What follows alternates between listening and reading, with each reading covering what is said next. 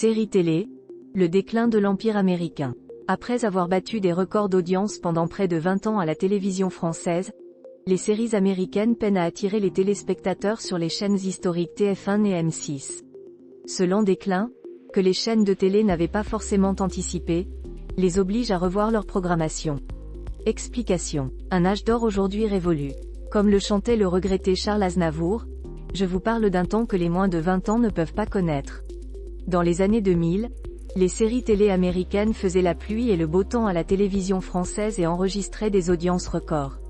Il était alors impossible d'allumer sa télé sans tomber sur une série policière comme Les Experts, déclinée en de multiples spin-offs de Manhattan à Miami, FBI, Portée disparue sur France 2 ou NCIS, Enquête spéciale sur M6.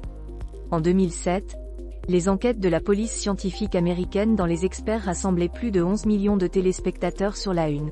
En 2010, les séries télé américaines représentaient encore la moitié des 100 meilleures audiences du PAF. En 2011, 72 des 100 records d'audience en France étaient des séries Made in USA toutes diffusées sur la chaîne TF1. Un déclin inexorable dans les années 2020. Aujourd'hui, cet âge d'or des séries américaines semble bel et bien révolu. En 2022, aucune fiction Made in USA ne figure parmi les 100 meilleures audiences du PAF. Face à ce déclin et à l'érosion de l'audimat, les chaînes françaises ont dû revoir leur stratégie. M6 a par exemple réduit ses cases dédiées aux fictions étrangères tout en conservant quelques valeurs sûres comme la série NCIS et ses dérivés. Sur TF1 aussi, certaines séries télé américaines sont rapidement liquidées en raison de scores décevants.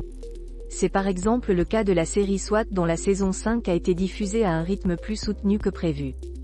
Il en va de même pour la série médicale The Resident. Si vous avez suivi les aventures des médecins de la clinique Chastain à Atlanta, vous avez sans doute remarqué que la chaîne diffuse la saison 5 dans la foulée de la précédente, au rythme de 3 épisodes par soirée. TF1 semble déterminé à écouler son stock d'épisodes car la saison 4 diffusée à partir de janvier 2023 n'a pas attiré plus de 2,3 millions de curieux. De nouvelles habitudes de visionnage. Le déclin continu des séries américaines sur les chaînes historiques ne doit pas être interprété comme un désaveu des téléspectateurs pour ce type de fiction. En effet, les fans continuent de suivre leurs séries préférées sur les plateformes de streaming.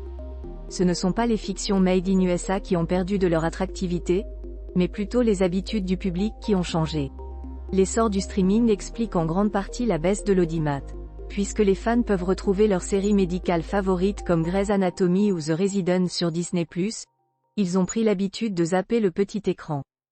Pour contrecarrer cette érosion des audiences, les chaînes de télé misent désormais sur des créations françaises originales. Au printemps 2023, TF1 parie sur le genre fantastique et diffuse la série Prométhée dans l'espoir de faire revenir le jeune public devant la télévision.